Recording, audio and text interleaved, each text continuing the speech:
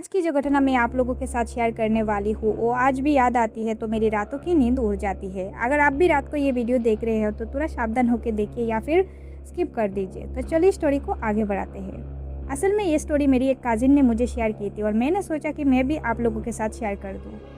असम की रहने वाली नूरा नाम की एक लड़की थी जो एक छोटे से गाँव में अपने पेरेंट्स के साथ रहती थी। उसका एक भाई भी था जो गाँव में एक छोटी सी शॉप चलाता था और उसी से उनका गुजारा होता था। लेकिन नूरा का बचपन से ही एक सपना था, पढ़ लिख कर अपने पैरों पर खड़ी होना। जब नूरा ने अपने एचएस कंप्लीट किया तब उसने आगे की पढ़ाई के लिए गुवाहाटी जाने का फैसला किया। लेकिन उसके घर वाले बहुत डरे हुए थे। उन्हें लगता था कि एक अनजान शहर में नूरा अकेली कैसे रहेगी। जैसे छोटे गांव में अक्सर होता है, लोगों की सोच थोड़ी छोटी होती है, खासकर लड़कियों के लिए। नूरा की फैमिली भी वही सोच रख रही थी। लेकिन नूरा की जिद की आगे किसी की नहीं चली और आखिरकार वो गुवाहाटी आ गई। उसकी बाई ने एक अच्छा सा गर्ल्स हॉस्टल ढूंढकर उसे वहाँ रख दिया और वापस चला गया। नूरा भी बहुत खुश थी, नई जिंदगी, नई शुरुआत, और वो पढ़ाई में इतनी बिजी हो गई कि उसे बिल्कुल अंदाज़ा नहीं था कि आगे उसके साथ क्या क्या होने वाला है। रोज़ रोज़ वो कॉलेज जाती, पढ़ाई करती, फिर हॉस्टल आकर रेस्ट करती, ऐसे ही सब कुछ ठीक चल रहा था। लेकिन एक दिन आधी रात को नूरा अचानक उठ गई। उसे ज़ोर से वॉशरूम जाना था। वो तुरंत बाहर निकली। हॉस्टल का वॉशरूम कॉरिडोर में था। जैसे ही वो वॉशरूम में गई उसे लगा कि वहाँ से कोई अजीब सी आवाज़ आ रही हो, लेकिन उसने ज़्यादा ध्यान नहीं दिया और वापस आकर सो गई। सुबह उठकर वह सब भूल गई, लेकिन अगली रात फिर से वही आवाज़। अब उसे थोड़ा डर लगने लगा था, पर फिर भी उसने इग्नोर कर दिया।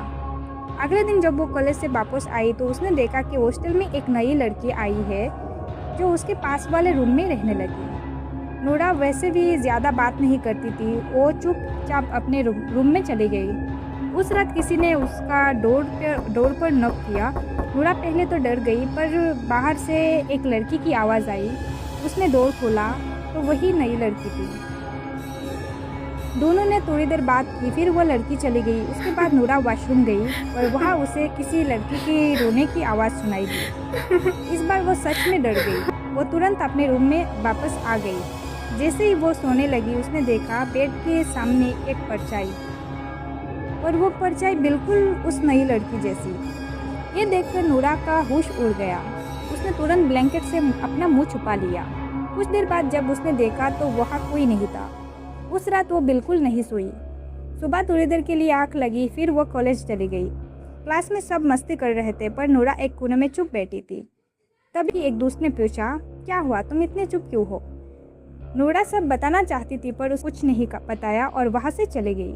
शाम को वो हॉस्टल के टेरेस पे जाकर बैठ गई। खुले आसमान के नीचे उसे थोड़ा अच्छा लग रहा था, लेकिन उसका मन किसी भी चीज़ में नहीं लग रहा था। ना खाना, ना सोना, ना पढ़ाई। वो अंदर ही अंदर बहुत परेशान हो चुकी थी, पर किसी को बताना नहीं चाहती थी। उसने डिसाइड किया जो भी होगा वो खुद हैंडल करेगी। उस रात फिर से नॉक हुआ और वही लड़की उस वक्त पर चढ़ने के लिए बोली। नूरा ने सोचा शायद बाहर जाने से उसका मूड थोड़ा ठीक हो जाएगा। दोनों बाहर गए, वॉक किए और वापस आ गए। उस रात नूरा को कोई आवाज़ नहीं आई और वो आराम से सो गई। उसके बाद वो दोनों रोज़ रोज़ साथ बाहर जाने लगे। धीरे धीरे उनकी दोस्ती गहरी हुई। अब वो साथ कॉलेज जाते, साथ खाना खाते, साथ घूमते। नूरा को लगा शायद वो सब उसका वहम था, लेकिन एक दिन वो लड़की जिसका नाम अमायरा था नूरा के रूम में सोने आई। रात के बीच में नूरा की आँख खुली। उसने देखा रूम में कोई नहीं है। फिर उसने देखा सामने की दीवार पर एक लंबी सी परछाई। वो डर के मारे चिल्लाई। तभी लाइट जलती है और अमायरा रूम में होती है। नूरा सब कुछ बताती है पर अमायरा हंस देती है। अगली रात फिर से आवाज़ आती है। इस बार नूरा ने देखा अमायरा एक कोने में बैठी है और उसके फेस पे बहुत सारा ब्लड है। नूरा ज़ोर से चिल्लाई। तभी बाहर से अमायरा की आवाज़ आई। नूरा समझ नहीं पा रही थी क्या सच है। वो बेहोश हो गई।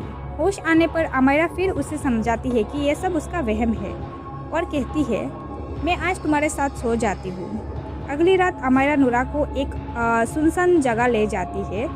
नूरा को डर लग रहा था। तभी उसने देखा एक औरत सफ़ेद साड़ी में, खुले बाल, उनकी तरफ आ रही है। नूरा ने अमायरा के हाथ पकड़ा और जब उसने अमायरा की तरफ देखा उसका पूरा चेहरा खून से बह रहा था और उसकी मुस्कान बहुत ही डरावनी थी, अजीब सी स्माइल दे रही थी। इस बार नूरा वही बेहोश हो गई। सुबह जब उसकी आँख खुली वो हॉस्टल के बेड पर थी।